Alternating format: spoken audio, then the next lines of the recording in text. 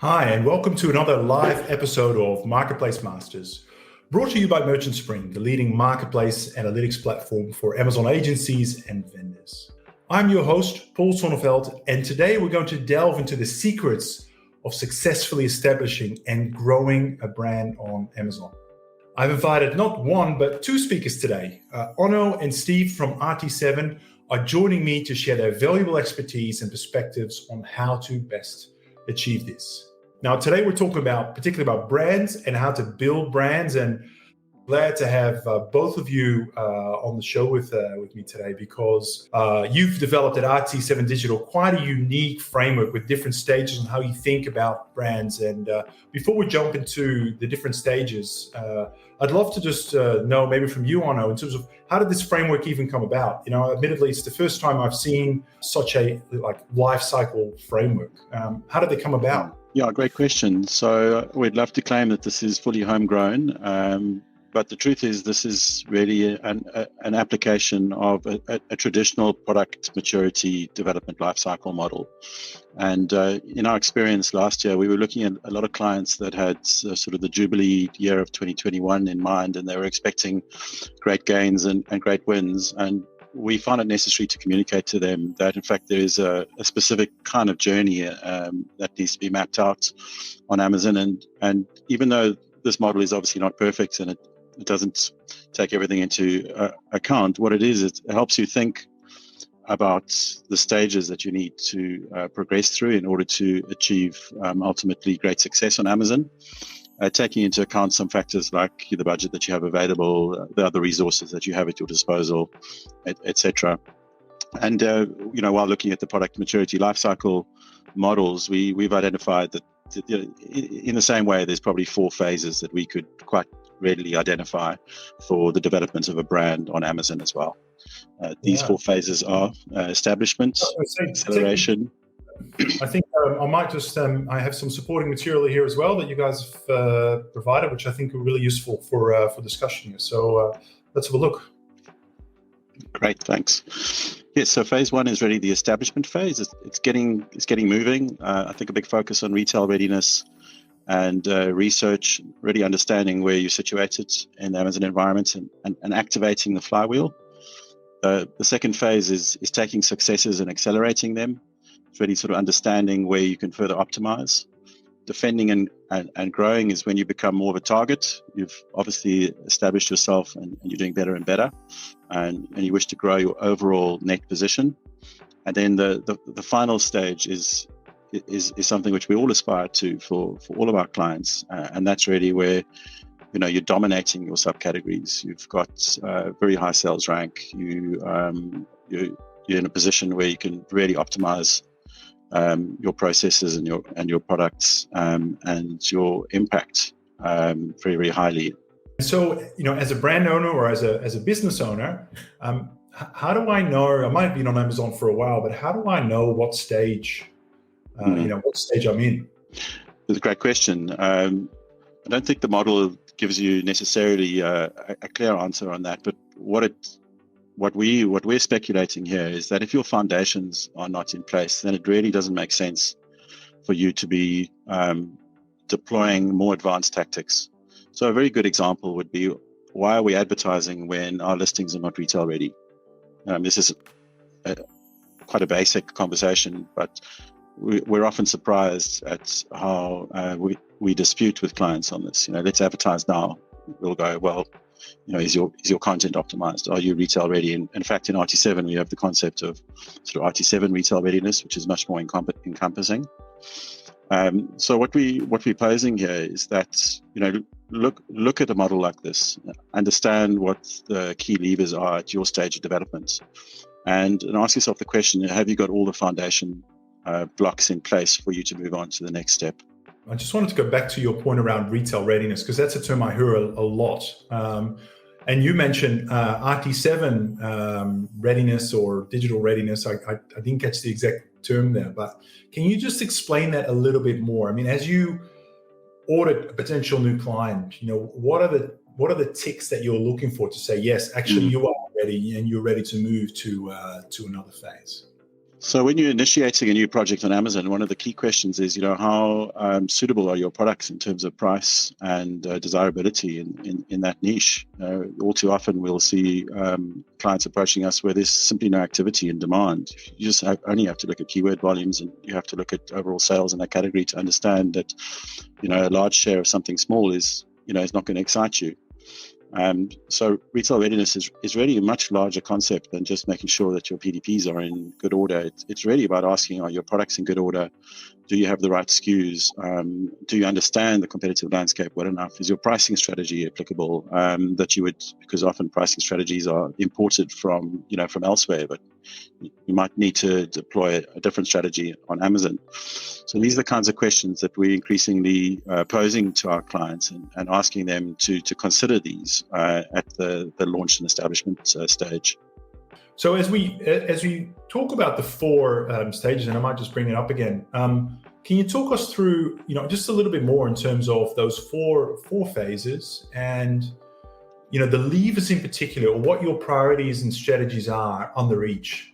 I'd love to just understand how you work with clients and what you execute on under each.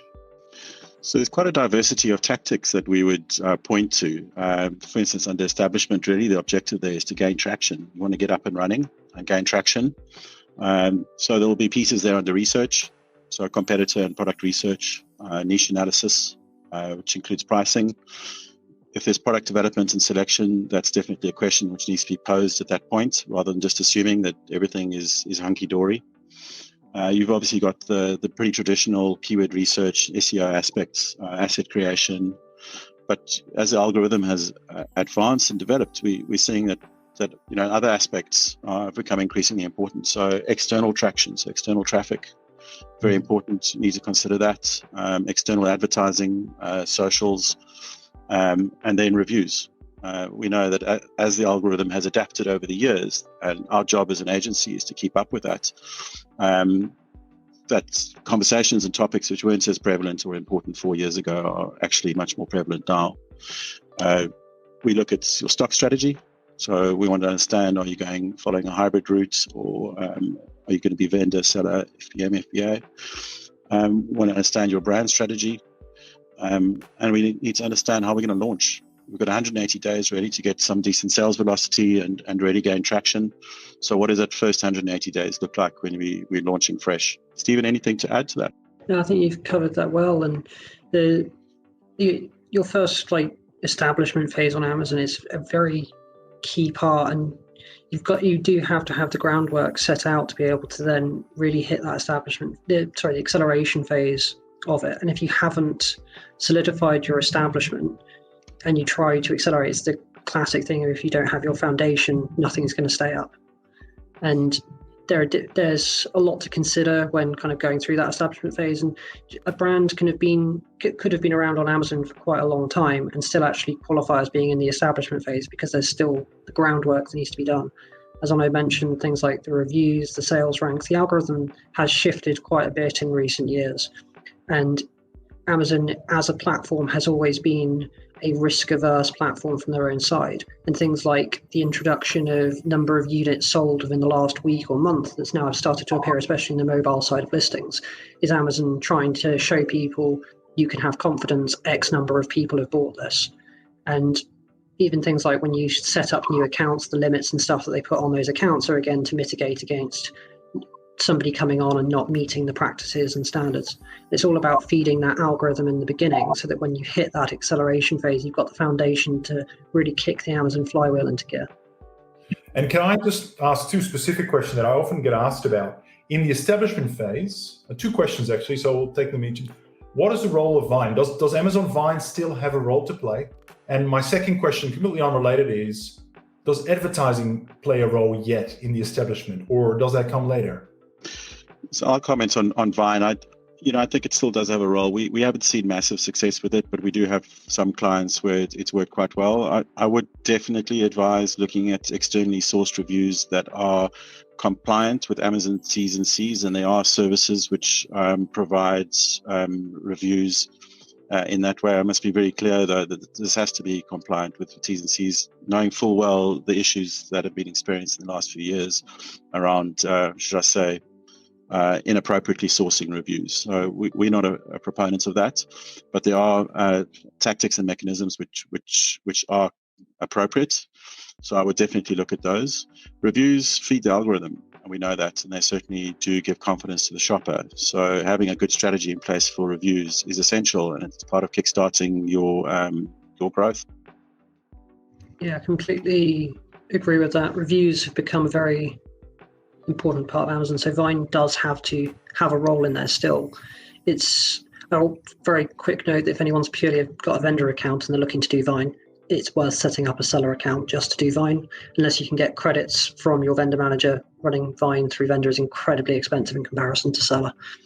And the other, further to that, with the advertising point, I think there is a place for advertising in the establishment phase. I mean, especially if you've got a brand that has little to no organic traction on Amazon to begin with, you've kind of got to create that demand.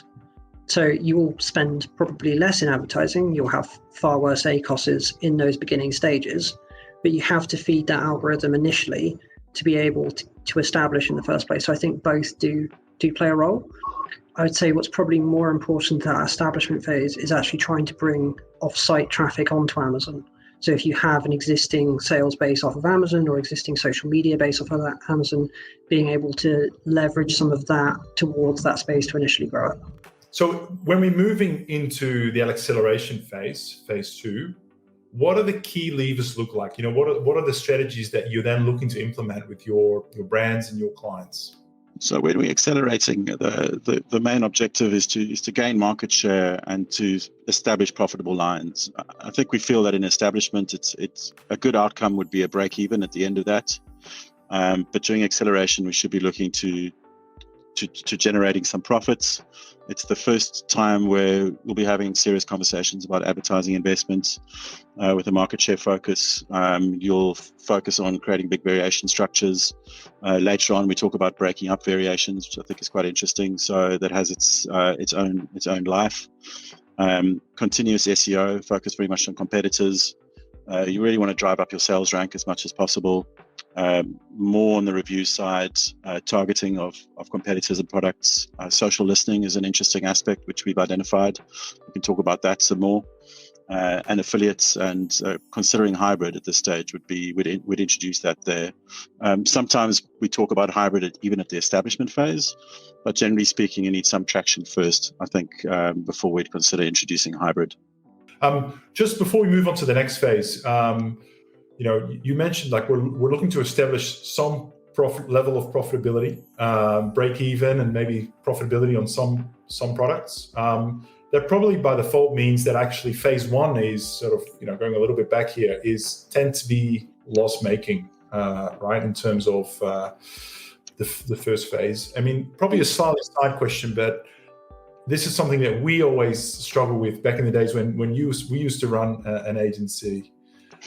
How do you manage client expectations and how do you get them to sell up to kind of the investment up front? I mean, probably a much bigger topic, but I'd love to just hear a little bit of insight in terms of how you go about that conversation with your clients.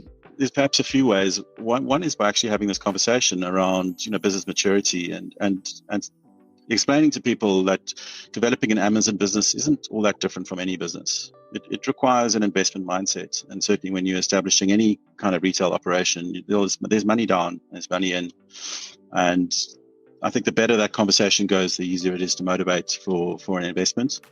The second piece I'd add into that is a growth plan. Is ready to have a KPI-driven growth plan, which keeps both sides, clients and the agency in our particular case, focused on the same thing.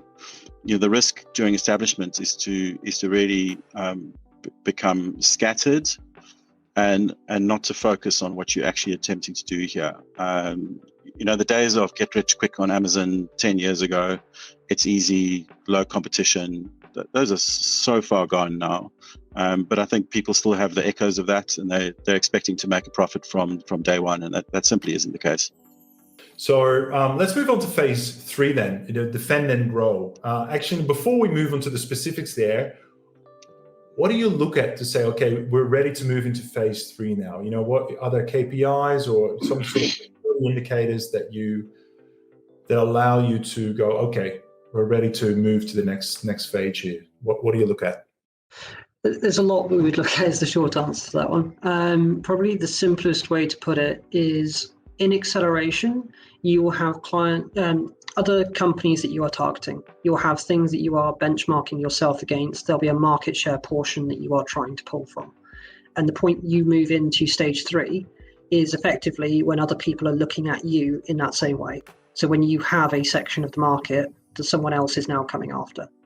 So your acceleration phase is you are growing and taking from other areas. Your defend and grow stage is very simply when you have that chunk, you don't want to lose it and you want to keep up that acceleration. So it's where you really start looking at making sure that your advertising has things like brand defense in there, that you're making sure that other people aren't potentially infringing on your trademarks, copyrights and other things like this. Is something we see all the time where common like trademarks that can also be used as a phrase within the product and people using those and capitalizing on the fact they might have a higher sales rank or are willing to spend more on certain cost per clicks.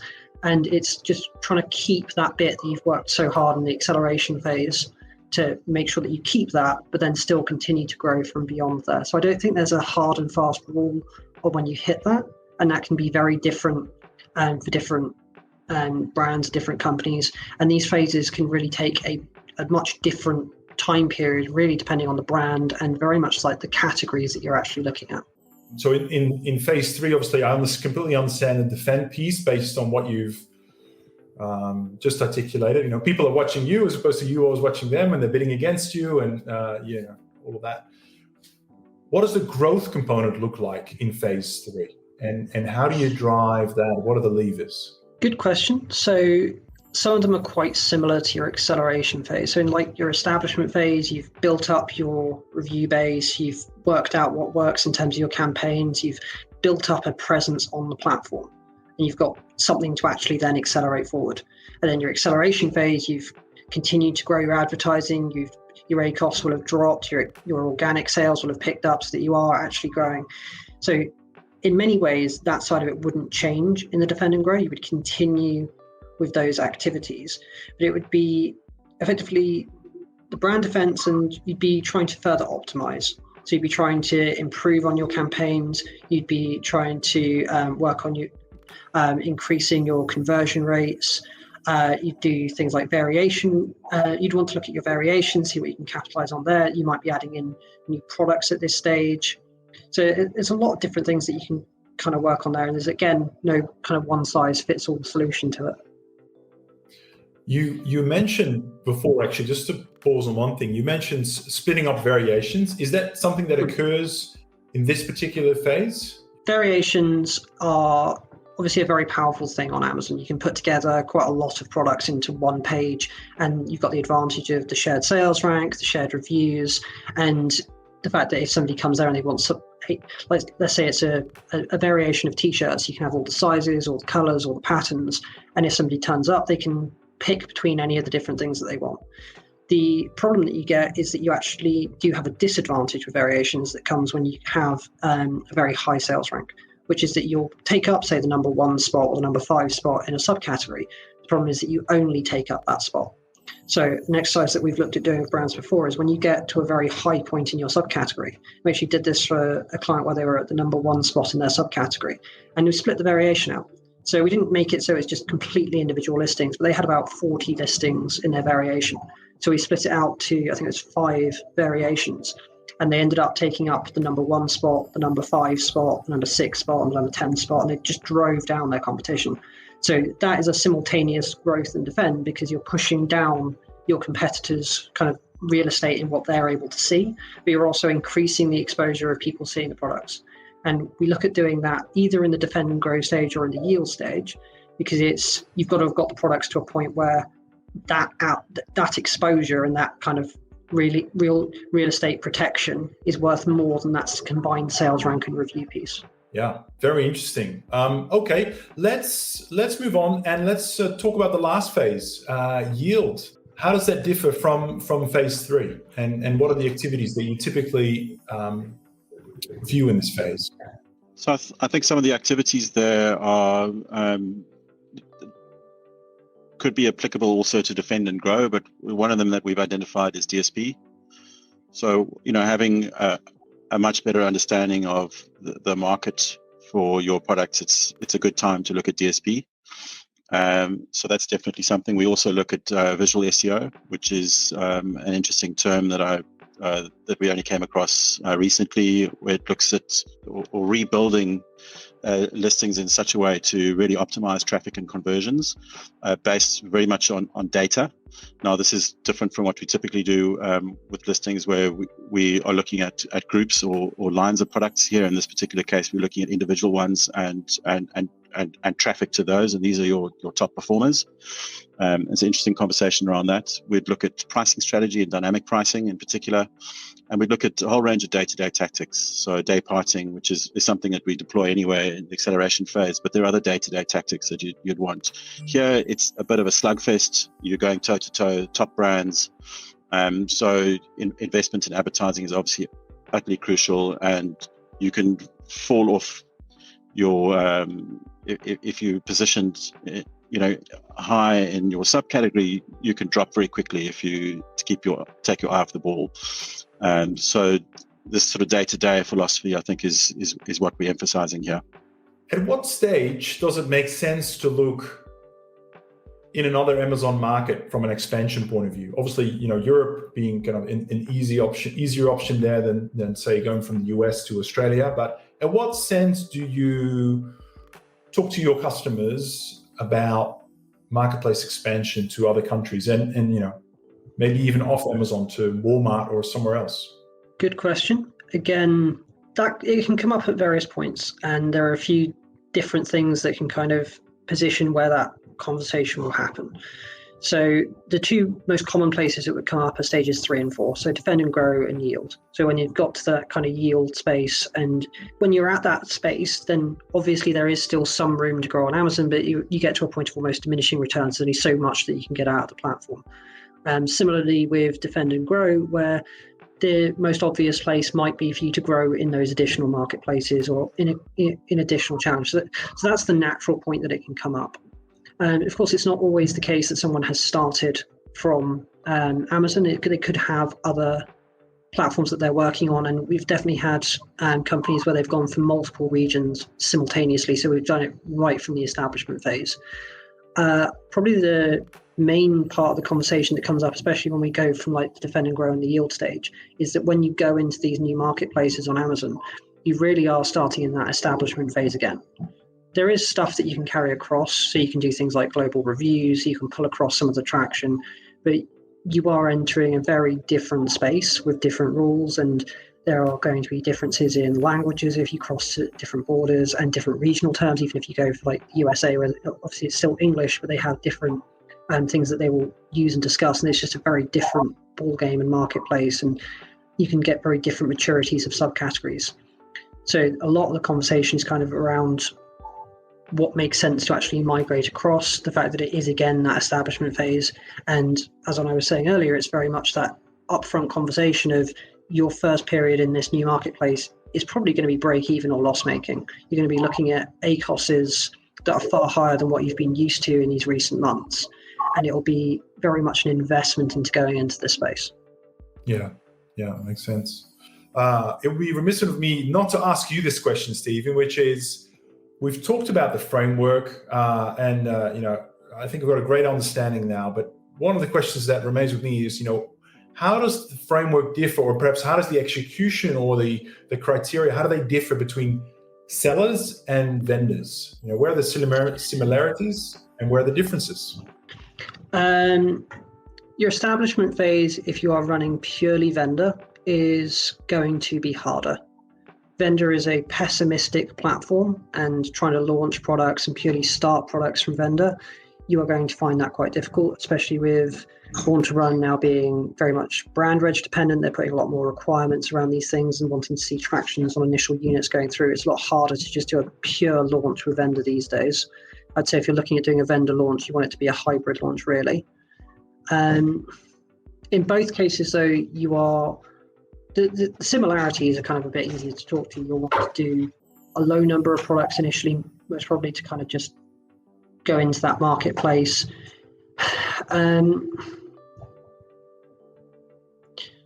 Your low number of products initially because you want to kind of work out what's happening across the different ones, not be too stretched thin in terms of advertising budget. So that's another big consideration, is how much do you have to kind of put behind and invest in terms of starting up on that.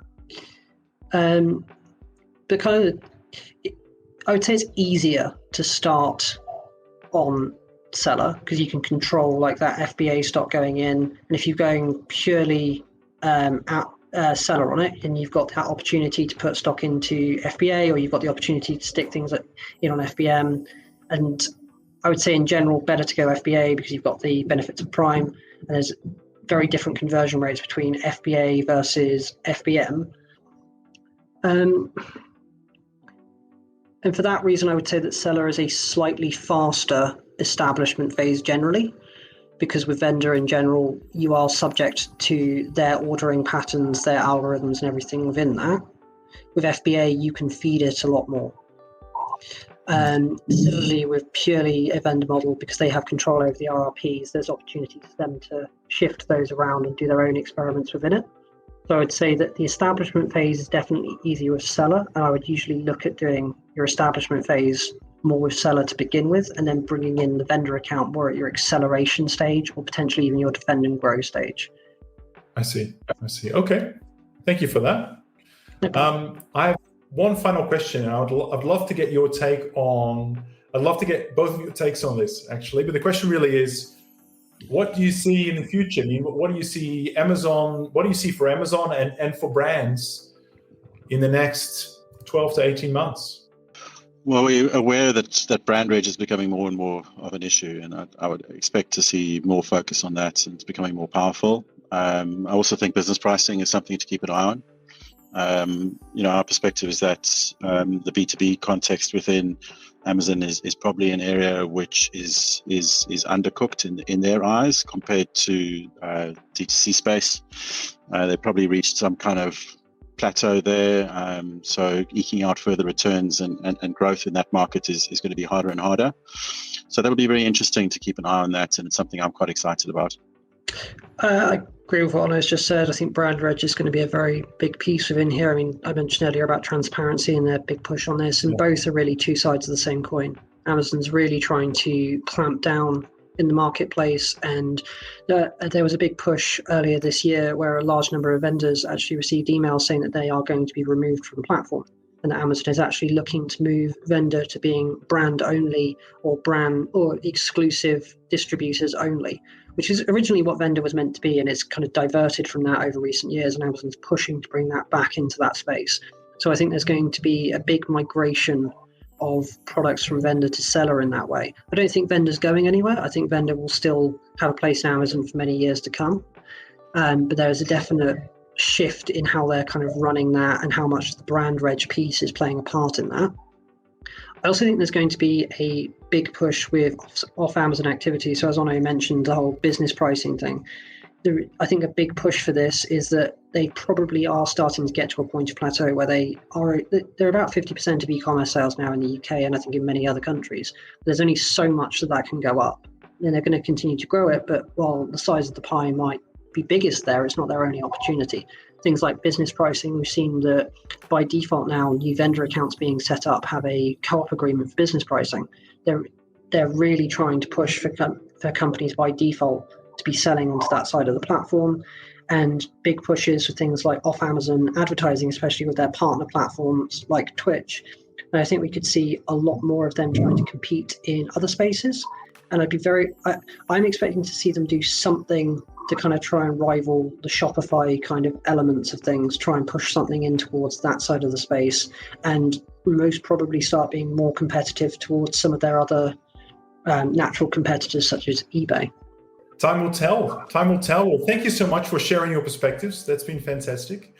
Before we wrap up, I always love to ask for any Amazon brands or agencies that are looking to get in touch and looking to perhaps learn more about the framework you've designed there, what's the best way for them to get hold of you? And maybe I know that you're probably best place to answer this one. Welcome to visit our website, RT7Digital.com, and get in contact with us via the site, or alternatively, you can contact me directly at onno@RT7Digital.com. Fantastic. Well, Stephen and Onno, it's been an absolute pleasure to having you on the episode today.